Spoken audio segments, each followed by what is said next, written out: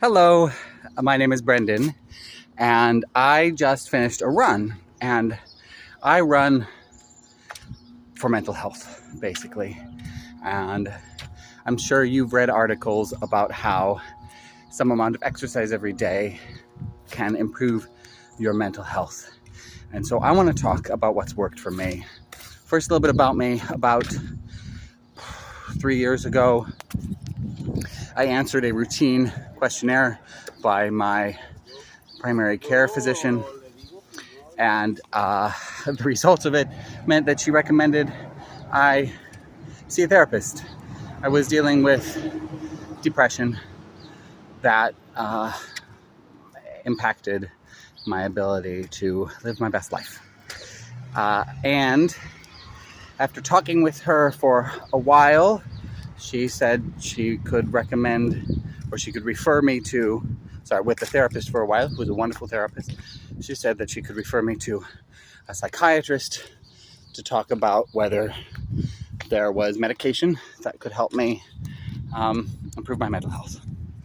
And I have nothing against medication in any way, shape, or form. But I talked with the psychiatrist, and one of the things that stood out to me that made me wary of taking medication was the idea that once I committed to taking medication, I needed to stay on it. And I just didn't feel prepared to make that choice at that moment. And in talking to her, she said that the impact of the drugs was similar to the impact of daily exercise. It wasn't necessarily going to be true for everybody, especially for people who dealt with depression so severe that they couldn't motivate themselves to exercise. I didn't feel like that described me. I felt like I could motivate myself to get daily exercise, and having worked with the therapist for several months, I felt like I was in a position to try.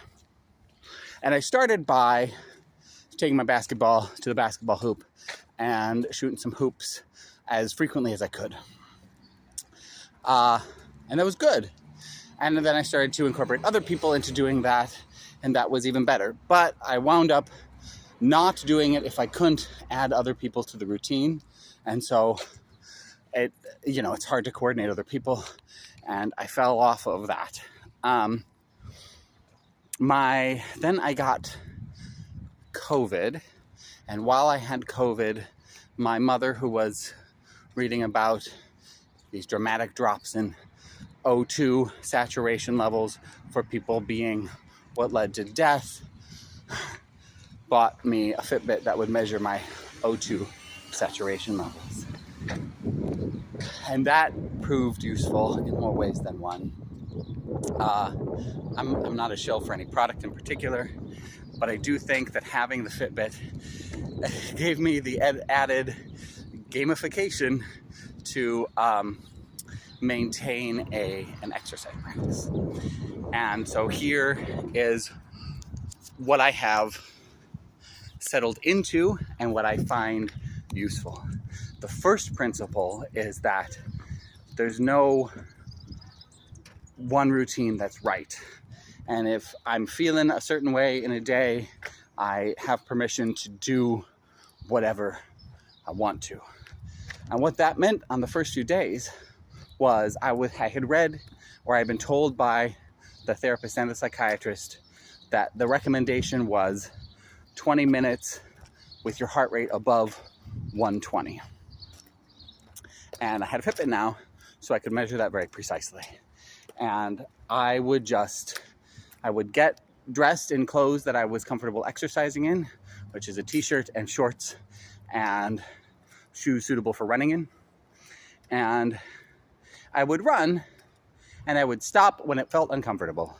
So I would walk, like I'd start breathing really hard and it wouldn't be fun for me anymore, or my legs would start to hurt or whatever, and then I'd just walk until the pain subsided. And I would continue that for, as long as it still made me happy. Usually I would try to hit that 20 minutes with my heart rate above 120, which honestly was not difficult. I was it's a great slope too, I think, because when you first start and it's hard to do it, also your heart rate goes up above 120 more easily. So it's easier, relatively speaking, to get your heart, or it requires less effort, less work put in by your body to get your heart rate over 120. And I just did that for a while. And then I noticed that I could go further and it was more enjoyable and there was the game of it all, and I would, challenge myself to run a little bit faster or a little bit further. And then I started thinking back to exercise I had done when I was a teenager, and I had run cross country. And I'm not trying to say that who knows, if I had not run cross country, if I would be able to take up running. But I have to admit, I didn't particularly enjoy cross country. When I was a kid, I thought running was boring, and I was doing it because my dad had done it when he was a teenager, and I wanted to be more and more like my dad. But as an adult, I found it fun to finally, and maybe because of the Fitbit too, to finally be competing with myself and trying to get faster. And I still have never reached a moment when I'm even within spitting distance of my teenage speeds, but I've been able to do the math in my head while I run. Anyways, it's fun. I find it fun now, and I look forward to running. The reason, and then pushing myself, and then eventually I was running the 3.1 miles, which is 5 kilometers, which is what I ran as a cross-country runner in high school, in about twice the amount of time it took me to run it when I was a teenager. So it took me about 40 minutes. So I guess everything kind of evolves from that basic principle, which is do it as long as it's fun. I know that stretching is important. I don't do a lot of stretching, and I probably should, and sometimes I get hurt because I don't do stretching. So I certainly think that stretching is important. But I'm willing to risk the minor injuries that I have, because I know that I will stop myself if I actually feel hurt, that I have my own permission. That's like the essence of it. Give yourself permission to slow down and stop. The other thing that I want to say about this practice that I have given myself is that it works when I stop for a while. Several times over the course of the past 2 years that I've been running, the obvious one is I get sick. I got COVID again like a year and a half later. And so obviously I stopped and isolated during that time. And then I felt crappy for like a month later and wasn't running. And then one day I was like, I wish I was running again. And I knew that I wouldn't be able to run at the pace that I was running before that happened. And I just started with that first principle of do it for as long as it feels good, and got myself more quickly back to where I was. And the point, of course, is not to get back to that point, but rather to keep having fun. And that gets to be a measure of how much better I feel. I'm not saying that this is the end all and be all. Strong social networks are probably the biggest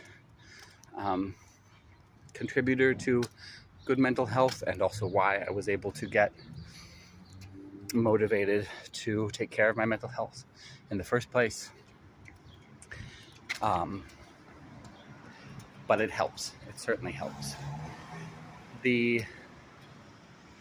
So I get sick, or my feet started hurting at one point, and it was because my shoes were bad and I couldn't figure that out for a while, and I just stopped running for a while.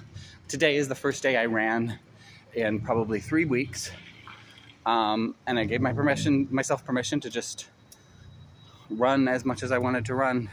Or really today, the reason I haven't been running is I just felt like I couldn't find the time to run, because my wife and I have been so busy and one of us always has to be hanging out with the kid. But today there was an hour, and usually I want more time than that, but I just ran as much as I could run today, and I feel glad that I ran. It's a time for my brain to mull over things. I'm sure meditation has a similar impact on mental health. I've certainly heard that. I have not taken that up or tried that either. That's my pitch, I guess, for running for mental health.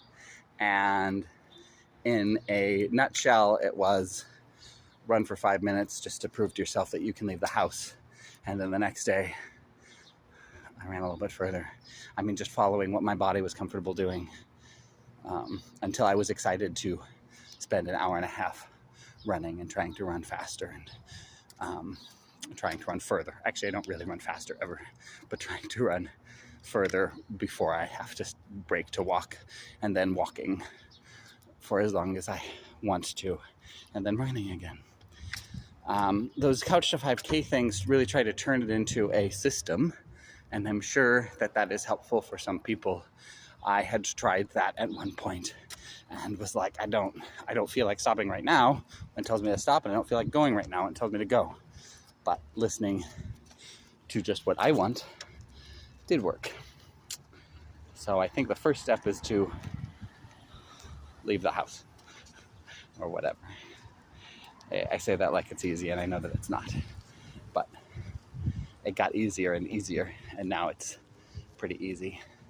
And the corollary is that I have more energy to do other things with that I also enjoy.